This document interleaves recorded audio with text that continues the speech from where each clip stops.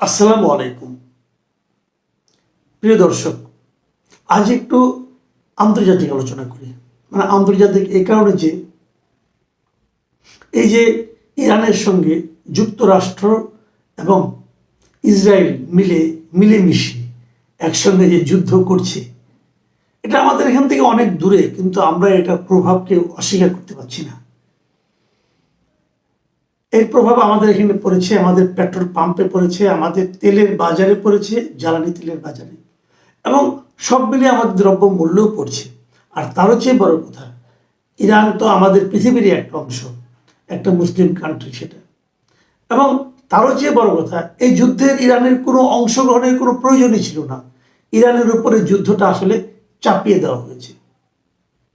Total জিনিসটা বলা হয়ে থাকে, এটা আমরা বলছি না, আমি আপনি বলছি তা নয়, কিন্তু যুক্তরাষ্ট্রের একাধিক বিশিষ্ট ব্যক্তি, যেমন ধরা যাক যুক্তরাষ্ট্রের শীর্ষ সন্ত্রাস বিরোধী একজন কর্মকর্তা মিস্টার জো কেন্ট, তিনি স্পষ্ট বলেছেন যে এই জিনিসটা ইরানের উপর যুদ্ধটা চাপিয়ে দেওয়া হয়েছে, এবং তার মতে এই কাজটা করেছে হলো ইসরায়েলের কিছু লোক, ইসরায়েলের কিছু প্রভাবশালী ব্যক্তি, এবং তার সঙ্গে মার্কিন লবিস্ট যারা আছে, এরা মিলে এই যুদ্ধটা আমেরিকার উপর চাপিয়ে দিয়েছে। এবং ট্রাম্প উনি বুঝতেই পারেননি যে উনি একটা ফাঁদে পা দিয়েছেন। এটা কিন্তু অনেকেই বলতো, যেমন এইবার ট্রাম্প যখন ইলেকশন করে, ইলেকশনের আগে অনেকেই বলতো যে ট্রাম্প আগের বার যখন এসেছিলেন তখন উনি কোনো যুদ্ধে জড়াননি, এবং যুদ্ধ বিরোধী একটা ইমেজ নিয়ে কিন্তু ট্রাম্প এবার নির্বাচন করেছিলেন। এবং ওনার যে স্লোগানটা ছিল যে মেক আমেরিকা গ্রেট অ্যাগেইন, এর অর্থ হলো যে আমেরিকা কেবল আমেরিকাকেই প্রাধান্য দেবে, বাইরের কোনো দেশকে তারা প্রাধান্য দেবে না। বাইরে এখানে সেখানে প্রতিটা যুদ্ধ কিন্তু খুব ব্যয়বহুল ব্যাপার, বাইরে যাবে, যুদ্ধ করবে, অনেক অর্থ অপচয় হবে, এই ঝামেলায় ট্রাম্প যাবে না। ট্রাম্প আমেরিকাকে নিয়ে ভাববে। কিন্তু এবার দেখা গেল দায়িত্বে আসার পরেই উনি সেই যুদ্ধেই কিন্তু আসলে জড়িয়ে ফেললেন। এবং তার হচ্ছে বড় কথা, ট্রাম্পের এই যে মেক আমেরিকা গ্রেট অ্যাগেইন, এই যে স্লোগানটা ছিল, যে ক্যাম্পেইনটা ছিল, এই ক্যাম্পেইনের মূল যে দুজন ব্যক্তি ছিলেন, একজনের নাম হলো টাকার কার্লসন এবং একজন টেইলর গ্রিন। এই দুজন কিন্তু এই স্লোগানটার পেছনে মূল ভূমিকা পালন করেছিলেন। এই দুজন লোকই এখন এই ট্রাম্প যে যুদ্ধ করছে তার বিরোধিতা করতেছেন।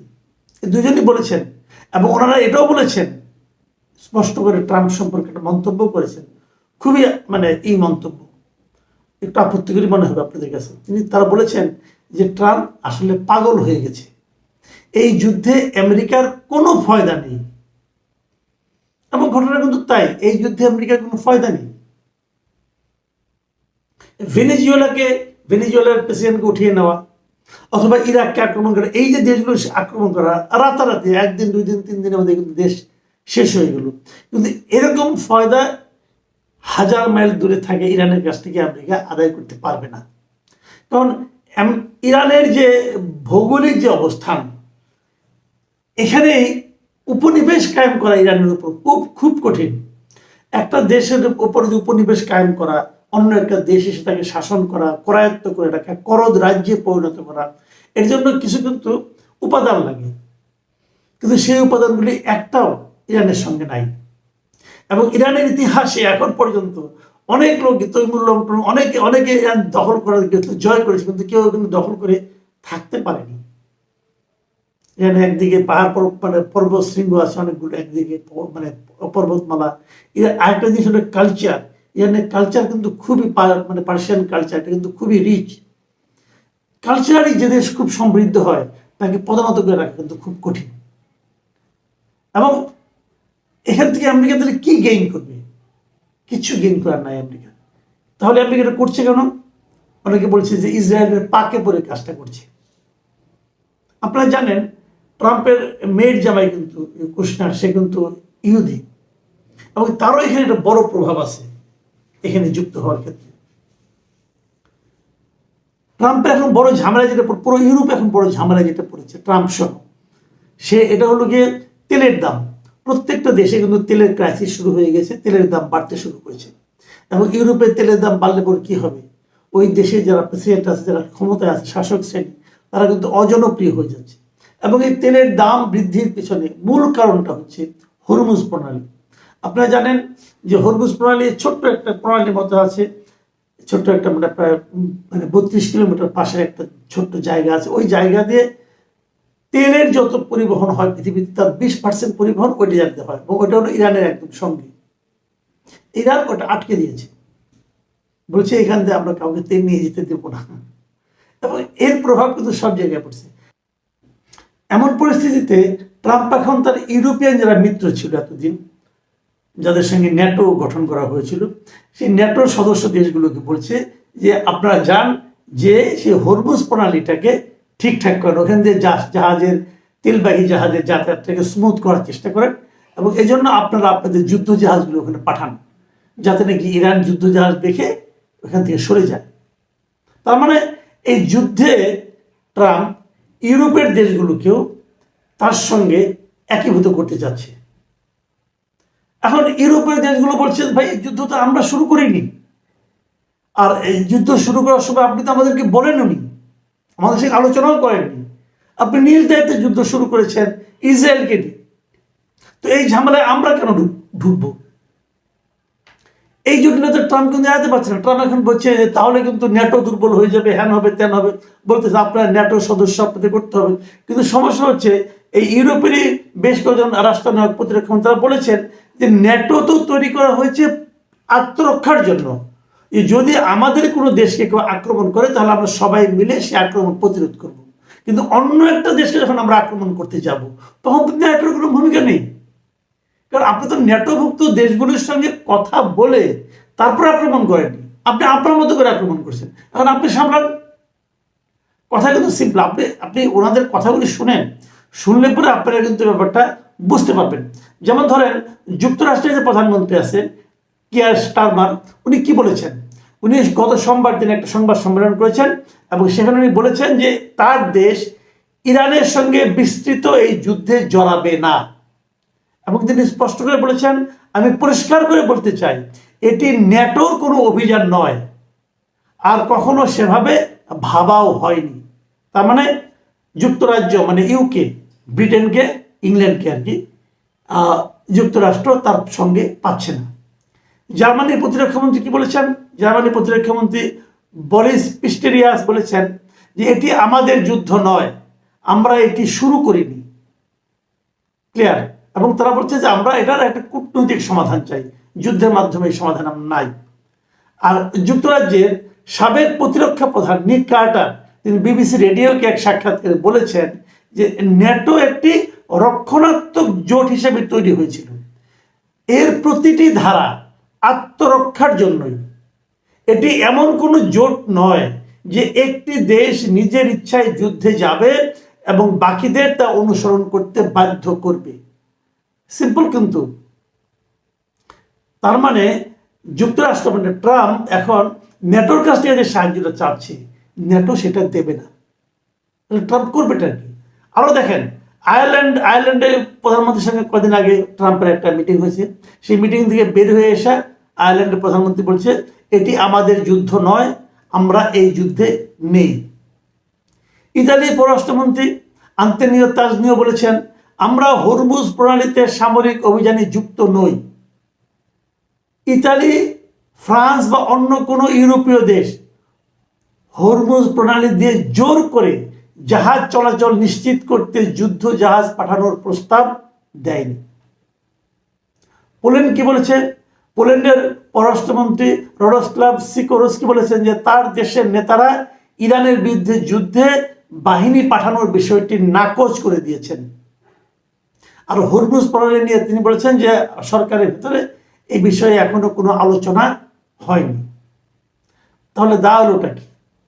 দাঁড়ালো হলো এই ট্রাম্প বলেছিল না যে মেক আমেরিকা গ্রেট অ্যাগেইন, উনি মেক আমেরিকা গ্রেট না করে আমেরিকাকে উনি অ্যালোন করে দিয়েছেন। He made America alone, America এখন একা হয়ে গেছে।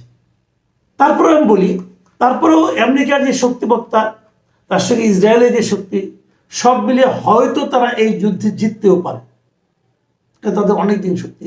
ইরান কতদিন তাদেরকে প্রতিরোধ করবে এটা বলা বড় কঠিন। কিন্তু ইসরায়েলের ভেতরেও কিন্তু এটা নিয়ে নানা ধরনের আলোচনা চলছে।